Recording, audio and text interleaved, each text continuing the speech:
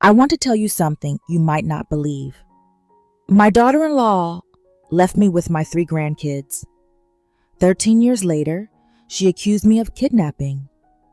Now she's standing on my front porch, tears streaming, calling the police and telling them I stole her children. I saved my son's kids from a life of neglect, poured my heart and soul into raising them. And this is the thanks I get. They say blood is thicker than water, but sometimes a mother's love is just a whole lot more complicated. Hello, everyone. My name is Barbara, or you can call me Barb. I'm 68 years old, and if you saw me in the grocery store, you'd probably just think I was a sweet, slightly tired grandma. But my life is anything but simple.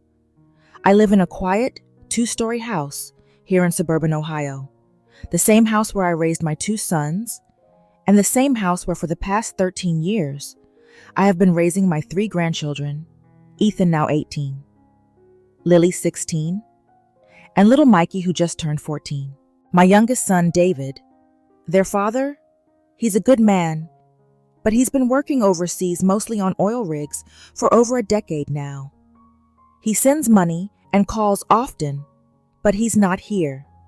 That leaves me. I am the sole full-time guardian. The cook, the chauffeur, the principal, the nurse, and the late-night shoulder to cry on. And then there's Jessica, my daughter-in-law, their biological mother. Our relationship is non-existent. She was my son's wife, but she walked out of their lives and mine when the kids were still tiny. Ethan was 5, Lily 3, and Mikey was just a year old. It's been 3 years since she rang the doorbell with a duffel bag and a one-way ticket in her hand. I never expected her to return, and I certainly never expected her to return with an accusation of kidnapping. This is my side of the story. You have to understand where I come from, my own mother. God rest her soul was a wonderful woman, but she was never truly present. She struggled with a severe illness throughout my childhood, and I essentially raised myself from a young age.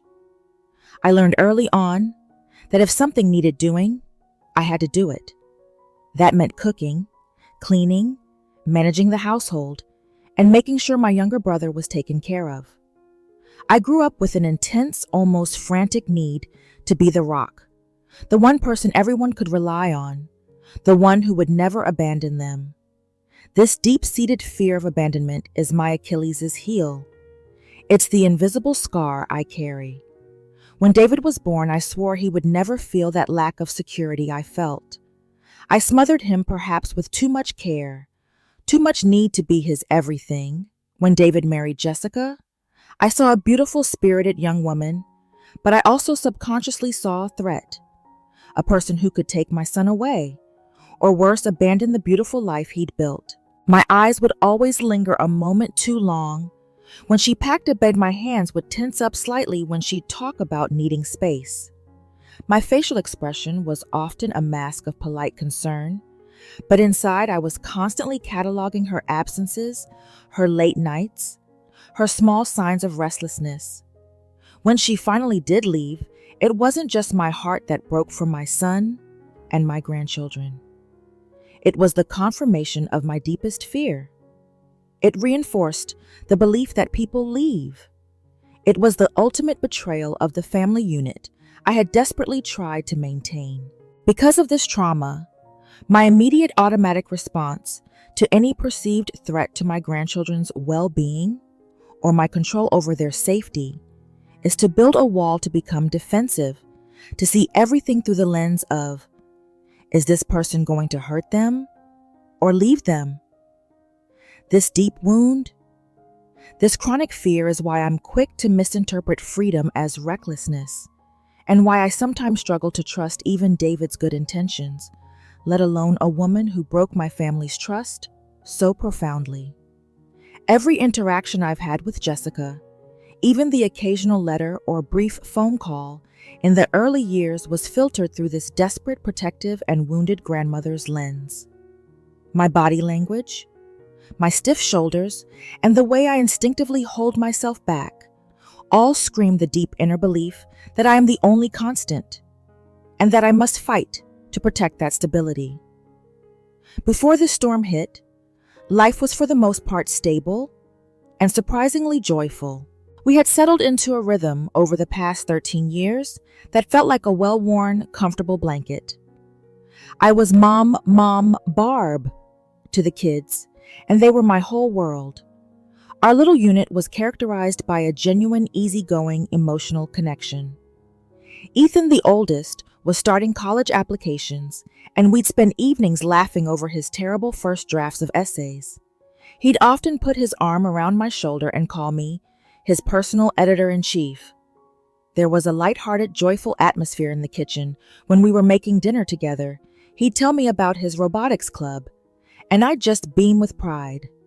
Lily, my spirited middle grandchild, was navigating the tricky world of high school drama and friendships. She was expressive and often moody, but our relationship was built on a foundation of gentle acceptance. I remember one evening she came home crying because of a fight with a friend, and I simply sat on the couch, rubbing her back, my facial expression soft and patient, letting her talk until her tears dried up. There was a sense of calmness and ease between us, a feeling of deep, unconditional love. And then there was Mikey, my little sweetheart, still obsessed with Pokemon and building elaborate Lego structures.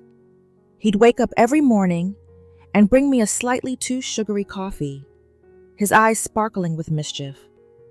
We had our inside jokes and our silly rituals. These were moments of pure, unadulterated happiness. The house was always filled with the comforting sounds of teenage life, loud music, slamming doors, and the constant chatter of video games. David, my son, was always a reassuring presence, even from thousands of miles away. Our weekly video calls were filled with warmth and good humor. He was always grateful, constantly reiterating how much he appreciated me raising his children. He'd say, "Mom, you're doing an amazing job, a better job than I ever could." There was an unspoken, deeply contented agreement that this arrangement, me as the primary guardian, the kids thriving, was the best for everyone. There were no conflicts, no resentment, just the happy, peaceful hum of a family functioning on love and mutual respect. We were a tightly knit team, fully embracing our slightly unconventional but deeply rooted lives, completely unaware that a ghost from the past was about to shatter our serene domestic bliss. The peaceful hum of our life snapped abruptly about 3 months ago. I was completely blindsided. Jessica, my daughter-in-law, resurfaced. Initially, it was a few Facebook messages to Ethan, which I saw over his shoulder, innocuous enough, asking about school and hobbies. But then the calls started. They went from weekly to daily. She wasn't just asking about their lives. She was asking pointed questions about my life, about the house, about David's job, and most disturbingly about the kids' college and saving accounts that David and I had set up. The conflict, as I saw it, wasn't a single explosion. It was a slow, creeping poison. My misunderstanding began the moment she mentioned wanting to make up for lost time. To me, that wasn't an olive branch. It was a direct, calculated threat. Make up for lost time?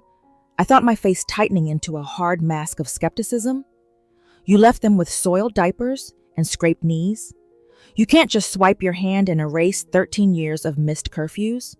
Scraped knees and all the nights I sat up with the thermometer. One day I overheard Lily on the phone. Her voice was too quiet, too secretive. Lily usually confides everything in me. I instinctively pressed my ear against the door, my heart pounding like a drum against my ribs. I heard her say, "But Mom Barb would never agree to that." That one sentence, that small secret, sent a shockwave of fear and distrust through me. My feeling in that moment was sheer icy betrayal. I felt my hands clench into fists at my sides. What was she proposing? What seed of doubt was she planting? I started to obsessively monitor their phones and computers, a desperate, ugly thing to admit. But I felt I was protecting them from a wolf in sheep's clothing. Every time Jessica sent a gift, I felt a deep, wrenching resentment. A beautiful, expensive hoodie for Ethan. Why now, I thought, my eyes narrowing as I scrutinized the label. Is she trying to buy his love? Is this guilt money? When she offered to pay for Mikey's summer camp, a camp I had already budgeted for, my internal response was rage. I interpreted that action as a subtle, aggressive attempt to usurp my role, to diminish my efforts to paint me as the poor old grandma who needed help, or worse, to establish a financial claim. My body posture became stiff and defensive whenever her name was mentioned. My shoulders perpetually hunched, as if bracing for a physical blow. The ultimate flashpoint happened during a supervised video call she insisted upon. She casually remarked to Ethan, "I hope you don't let your grandma pressure you into that state school. A smart boy like you deserves to see the world." My face flushed crimson with indignation. My eyes snapped to the camera, hot with fury. That wasn't just a comment. It was a public attack on my judgment, on the years of solid, stable guidance I had given him. In that moment, I wasn't an overprotective grandmother. I was a warrior deeply wounded by the implication that my sacrifices weren't good enough. My whole body vibrated with the deep, visceral feeling that she was back to reclaim what she'd casually discarded, and that I would have to fight her for the souls of my grandchildren. Every action she took was filtered through my internal bias. She is selfish. She is reckless, and she will abandon them again. My every muscle tensed, ready to defend the secure little world I had built from the ground up, brick by painful brick. The moment everything fundamentally shifted wasn't a grand dramatic confrontation. It was quiet, insidious, and devastatingly personal. It happened a few weeks after Jessica's passive-aggressive comment about Ethan's college choice. Lily. My sweet, normally open, Lily started to withdraw. She was usually my shadow, helping me in the garden or chatting with me while I did the dishes. But suddenly she was spending all her time locked in her room, headphones on. I walked past her room one Tuesday afternoon, bringing up a load of clean laundry. The door was slightly ajar. I stopped, my hand instinctively freezing on the doorframe. I saw her sitting at her desk, but she wasn't doing homework. She was looking at something on her laptop. Her face illuminated by the screen, and her expression was one of profound, heartbreaking sadness, a look I hadn't seen since she was 3 years old, right after Jessica first left. Her eyes were glistening with unshed tears, and she was biting her lips so hard it was white. I felt a surge of cold panic. Then I saw the screen. It was a photo album, and the photos were all from Jessica's social media pictures of her new, seemingly idyllic life, a fancy apartment, tropical vacations, and a new partner. Lily wasn't scrolling through them with joy. She was staring at them with an agonizing mix of longing and self-doubt. That wasn't the turning point, though. The turning point was what she typed into a chat window that was open. She seemed so happy now. Why wasn't I enough for her to stay? My whole body went rigid, all the air rushing out of my lungs. That simple, gut-wrenching sentence, "Why wasn't I enough?" was a bullet straight to my deepest, most wounded core. All my years of working, sacrificing, and trying to fill the void evaporated in that one moment. I had protected them from practical neglect, but I had failed to protect them from the emotional trauma of abandonment, which Jessica was now inadvertently twisting the knife in by showing off her perfect life. In that moment, I realized that Jessica wasn't just a threat to my authority. She was a threat to my grandchildren's mental stability and the careful, fragile sense of self-worth I had painstakingly helped them build. My emotional response was a violent, seismic shift. My protective instincts went from a simmer to a full, explosive boil. My facial expression was no longer mere suspicion.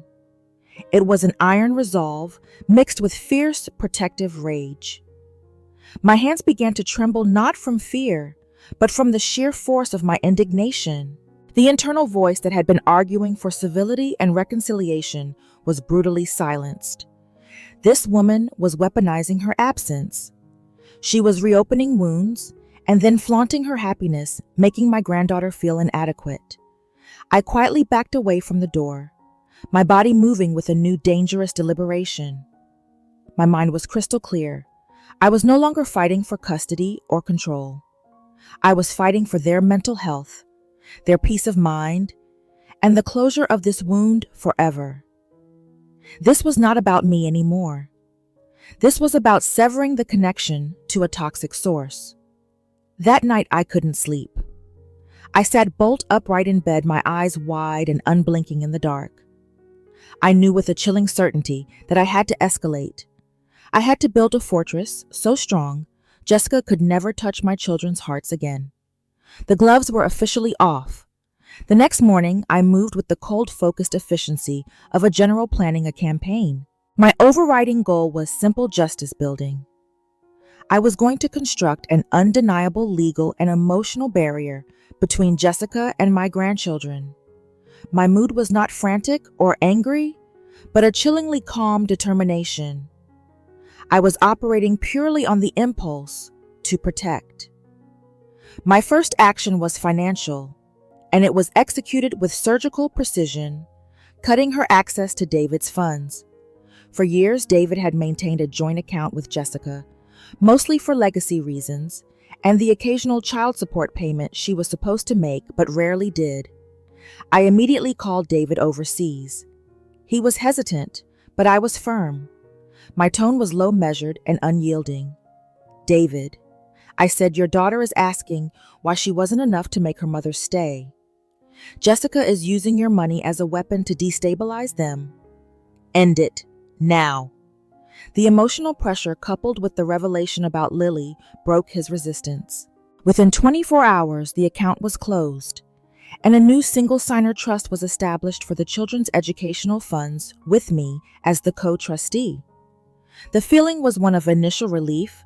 A financial shackle had been removed.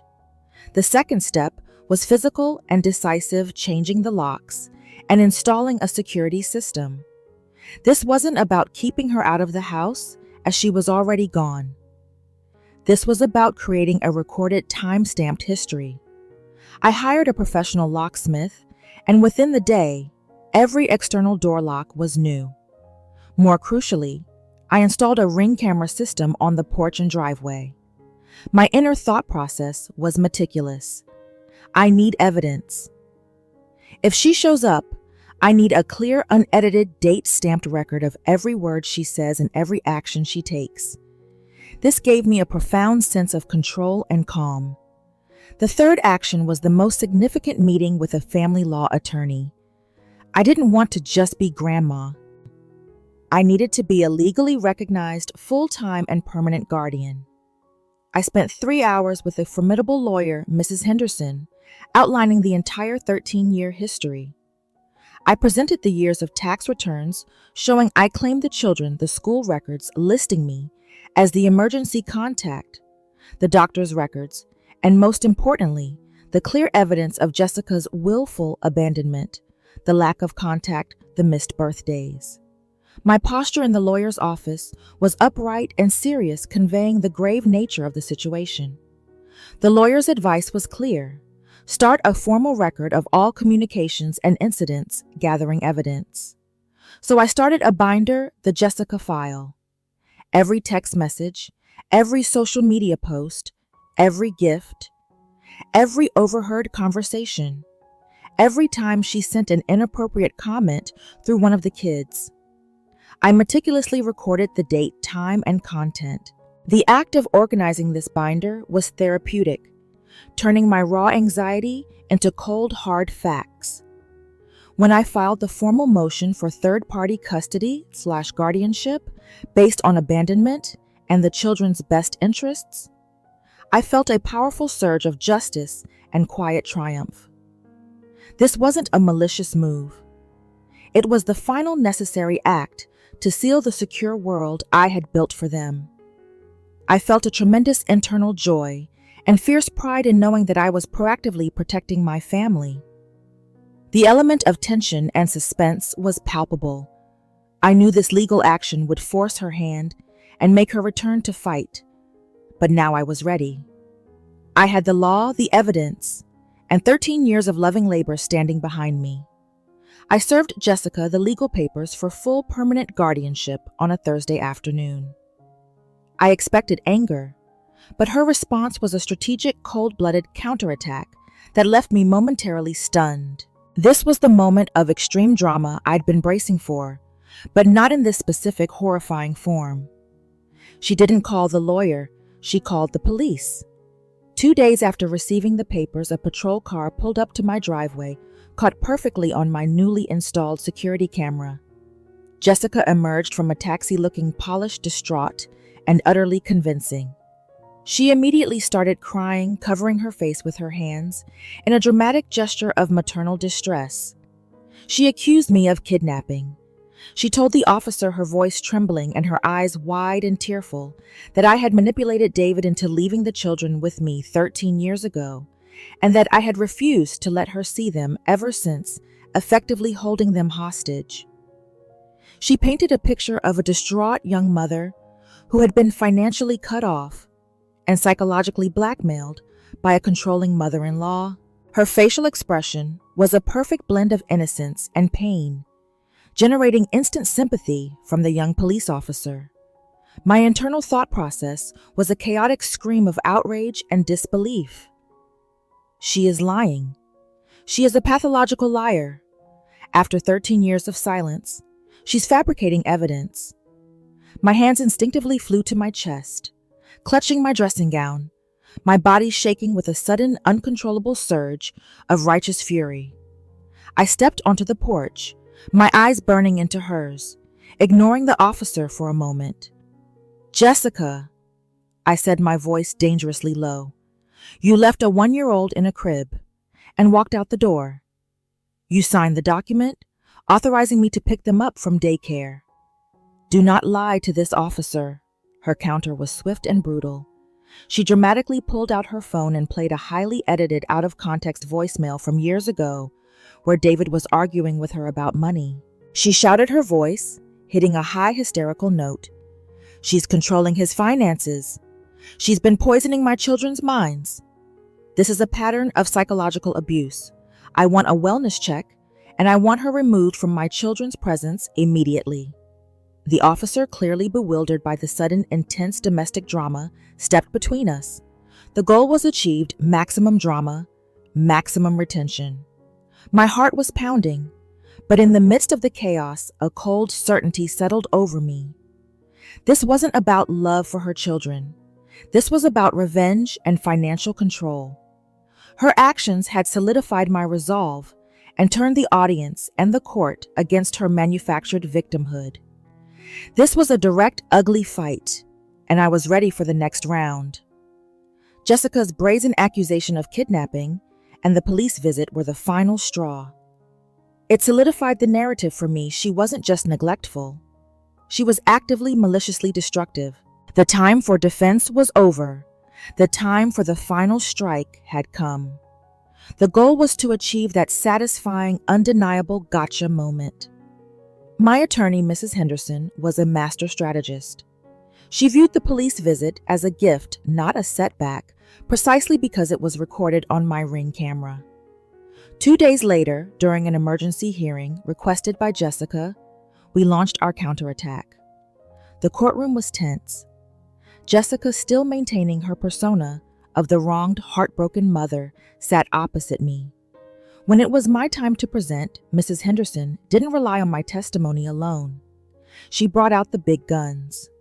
First, the lawyer's move. Mrs. Henderson presented the Ring camera footage.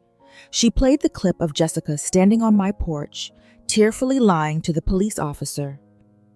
The contrast between her performative grief on camera and the cold, calculated look in her eyes before the officer arrived, which the camera subtly caught, was damning. My feeling was a cold, quiet satisfaction. The truth was now visible. Second, the witness testimony. This was the emotional core. We called Ethan, my 18-year-old grandson, to the stand. Ethan, articulate and mature, looked Jessica directly in the eye. His voice was steady, but tinged with a deep, controlled sadness. 13 years ago, he testified, Mom said she was going on a trip. She hugged us, told us to be good, and said she'd be back soon. We haven't seen her since, except for a few video calls in the past 3 months. I have no memory of her being a mother to me. Grandma raised us. She's our parent. His testimony was powerful, the raw, unvarnished voice of a child abandoned, not kidnapped. Jessica's face crumpled, but not with sadness. It was a flash of raw anger and defeat. Third, the documentation, the truth unveiled. Mrs. Henderson then introduced the Jessica file, the meticulously organized binder. She presented the official notarized document from 13 years prior, signed by Jessica, granting me temporary emergency guardianship so she could travel. The final blow was the introduction of Jessica's current life, evidence of her living in a different state, her new fiancé, and most crucially, a deposition from her own mother, my former mother-in-law, who testified that Jessica had explicitly stated she was done with the responsibility of children. The case collapsed. The judge, clearly frustrated by Jessica's blatant attempts at deception and emotional manipulation, dismissed her kidnapping claim and, in an immediate ruling, granted me permanent full legal and physical custody of all 3 grandchildren. The satisfaction was immense, a powerful wave of vindication. My body, which had been tense for months, finally relaxed as the truth was revealed. The mother had abandoned the children, and the grandmother had saved them. The judge's gavel coming down felt like the final definitive slam of a vault door, sealing our family's peace. The granting of permanent full legal and physical custody was my victory, but it wasn't a triumphant, fist-pumping kind of win. It was a deep, quiet, and profoundly exhausting relief. I had legally finally protected my grandchildren. I had built the ultimate fortress. I had guarded them from the physical threat of her instability and the emotional trauma of her unpredictable returns. Stepping out of the courthouse, the sun felt brighter, the air cleaner. There was a moment of pure, unadulterated relief and lightness. My hands, which had been clutching the strap of my purse, finally unclenched. I looked at David, who had flown back to be there for the ruling, and my eyes were filled with tears, not of sadness, but of gratitude and closure. The moment I had the papers in my hand, I felt a powerful sense of gaining my own life back. For 13 years, I had lived under the shadow of her potential return, the fear that she could swoop in and cause chaos. That fear was now legally nullified. I could plan for Ethan's college, Lily's Sweet 16, and Mikey's high school choice without a cloud of legal uncertainty hanging over us. I was free to be just a grandmother, not a legal guardian, perpetually on guard. The biggest change was internal. The emotional burden was lifted. I began to schedule things I hadn't dared to do before. I joined a book club. I started planning a long overdue trip to visit my sister. I began to see myself not just as the family's anchor, but as Barbara, an individual. This was my personal liberation. I had dedicated over a decade to them, and now with them legally safe and secure, I could finally turn some of that selfless energy back onto myself. Yet there was an undercurrent of bittersweet sadness. As I sat alone that evening staring at the custody order, a wave of melancholy washed over me. My facial expression was soft, reflective. I won, I thought, but I won a battle against the mother of my grandchildren. I had successfully exposed the betrayal. I had taught Jessica a very harsh, public, and expensive lesson about abandoning responsibility. But the cost was high. The fact that my son's children were legally severed from their biological mother, and the profound sadness in Ethan's eyes during his testimony was a constant small ache. The emotion was complex, a mix of deserved satisfaction that I had done right by the kids, and a deep sorrow over the brokenness of the family I had tried so hard to mend. But ultimately the feeling of it was worth it, that this stability was earned and deserved, overwhelmingly prevailed. After the dust settled and the final court documents were filed, the house became incredibly quiet. It was during these quiet evenings that the real agonizing internal conflict began. I sat in my rocking chair often, Staring out the window, my eyes glazed over with introspection. I felt a powerful, deep split within myself. On one hand, I was unequivocally right. I had 13 years of evidence, the judge's ruling, and the children's own testimonies to prove that Jessica was an absent, manipulative, and ultimately dangerous presence. I had acted as the protector, the shield. I did the right thing. I saved them. This thought brought a rush of justified pride, stiffening my shoulders. But the other side was a gnawing, painful question. Had my fear of abandonment driven me too hard? My initial suspicion of Jessica, rooted in my own childhood trauma, had been intense even before she left. Was my pursuit of her these past few months driven solely by the children's best interest? Or was there a subtle, vengeful part of me that wanted to prove her to be the monster I feared she was? Did I escalate the situation when a simple conversation might have sufficed? This self-doubt caused my stomach to clench and my hands to fret nervously in my lap. Consciousness of right and wrong. I realized that I had become so focused on preventing Jessica from hurting them that I had almost forgotten to see the kids as individuals who were processing a complex grief. I hadn't given Lily enough credit for her resilience, or Ethan enough space to voice his own complicated feelings about his mother. My decisions, though legally sound, were often unilateral, driven by a deep need for control. I was right about Jessica's character, but perhaps wrong in my rigidity and lack of empathy for the children's nuanced emotional journey. My face would often soften in these moments of reflection, the rigid Mael mask temporarily slipping away to reveal the exhausted grandmother beneath. My body would slump, recognizing the heavy toll that constant vigilance had taken. I was forced to confront the ugliness of my own past fears and how they had colored my present. The victory was a moral and legal win, but the internal battle was far from over. I knew I needed to maintain the safe boundaries, but I also desperately needed to learn how to let go of the reins and trust my grandchildren's judgment and resilience. The conflict was a quiet acknowledgement that even the heroes of the story can be flawed. The realization of my own rigidity and the shadow cast by my abandonment fears led to a pivotal and necessary phase of personal growth. I realized that winning the legal battle was only half the war. The other half was healing the family I had fought so hard to protect. The most profound lesson was that love is not control. I had confused intense protection with absolute authority. Seeing Lily's silent pain and Ethan's composed testimony made me realize that my children, even the teenagers, are not fragile extensions of my will. They are resilient individuals. My emotional shift was from the mindset of a guard to that of a guide. I learned that I was right to protect them from a toxic parent, but I was wrong to try and control their feelings about that parent. I needed to move past my own trauma and let them process theirs in their own time. I learned the power of the word boundary. It's a fence to keep bad things out, not a cage to keep good things in. This knowledge settled within me with a calm, accepting sigh.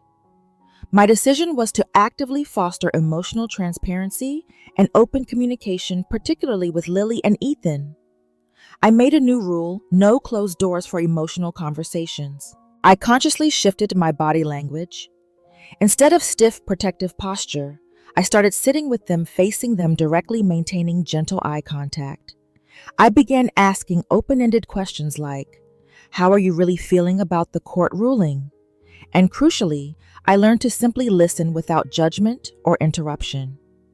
My immediate goal was to validate their complex emotions, the residual love, the pain, and the sense of release, without inserting my own opinions of Jessica. I decided that from now on, I would be the safe place for their feelings, not the political operative in their family war. This was a challenging but necessary path, requiring immense patience and empathy. My biggest mistake in the lead up to the conflict was the failure to communicate proactively with David. In my single-minded determination to protect the children, I acted as a solitary unit, cutting off the bank account and consulting the lawyer without full continuous consultation with my son overseas.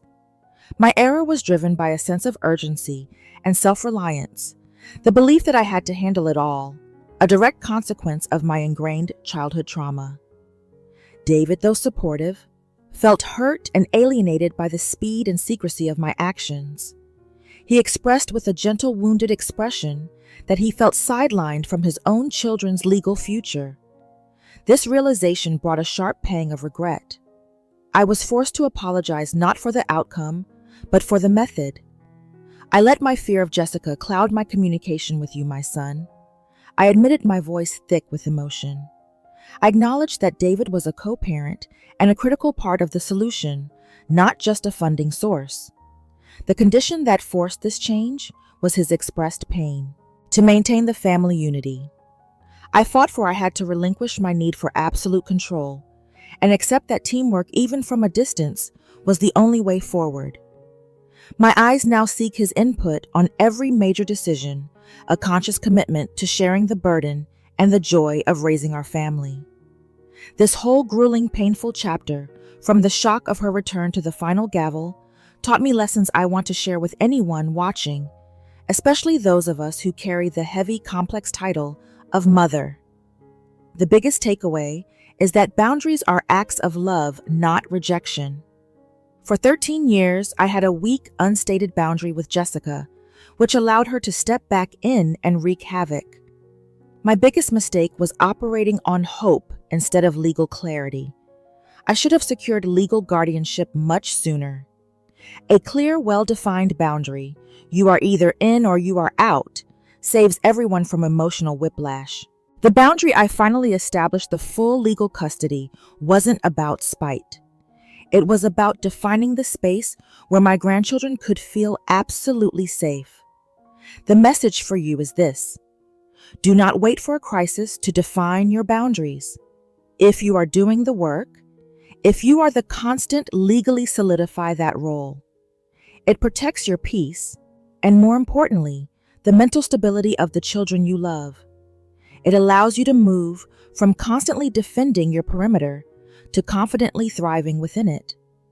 My gestures now are open and steady, reflecting the certainty the boundaries have given me. I learned that empathy is a two-way street. I desperately needed empathy for my sacrifices, but I failed to consistently offer empathy for my grandchildren's loss. Abandonment, even by a terrible parent, is still a wound. When Lily asked, "Why wasn't I enough?" she wasn't looking for me to slander her mother. She was looking for validation of her pain. I should have met her sadness with a gentle, "It has nothing to do with you, sweetie. It's about her choices. We as guardians cannot erase the truth of a lost parent, but we can validate the feeling of loss. Our job is to nurture the child. They are not fight the ghost of the parent they aren't. Your children need you to hold the space for their complicated feelings, even the feelings that make you uncomfortable." My voice is now softer and more receptive when talking to the kids, a direct result of this learned empathy. Finally, communicate. Communicate, communicate. I failed David. I failed to communicate my legal plans out of fear and control. I learned that in any relationship, mill-deal, parent-child, grandparent-parent transparency, even when painful, is the bedrock of trust. Don't assume your motives are clear. State them clearly and respectfully. If something is bothering you, address it calmly. My whole legal battle could have been simplified if David and I had established a proactive communication plan years ago. The children are watching. They need to see their caregivers act as a united communicative front. The ultimate lesson: protect your peace, solidify your boundaries, and always, always keep the lines of communication open and honest. That is the true path to a stable, loving family, regardless of the brokenness of the past. So that is my story. 13 years of being the rock, culminating in a courtroom battle where I finally had to expose the harsh, painful truth for the sake of my grandchildren's future. It was the hardest thing I've ever done, But seeing Ethan getting ready for college, Lily thriving in her drama club, and Mikey still bringing me that slightly too sugary coffee, I know I made the right choice. My final emotion is a calm, unwavering contentment. What about you? Have you ever had to step up and fight a legal battle to protect your family, or had a sudden devastating realization about a toxic boundary? I know many of you watching have your own MIL or DIL stories, and I want to hear them. Please take a moment to hit that like button if this story resonated with you, or if you agree that a child's stability should always come first. Subscribe to my channel. We've got so many more stories about navigating the complicated waters of modern family life, blended families, and the power of a determined grandmother. Leave a comment below and tell me, what is the toughest boundary you've ever had to set, and how did you enforce it? I read every single one. Thank you for listening to my truth. Until next time, be brave, be boundaried, and always protect your peace. We'll see you in the next video.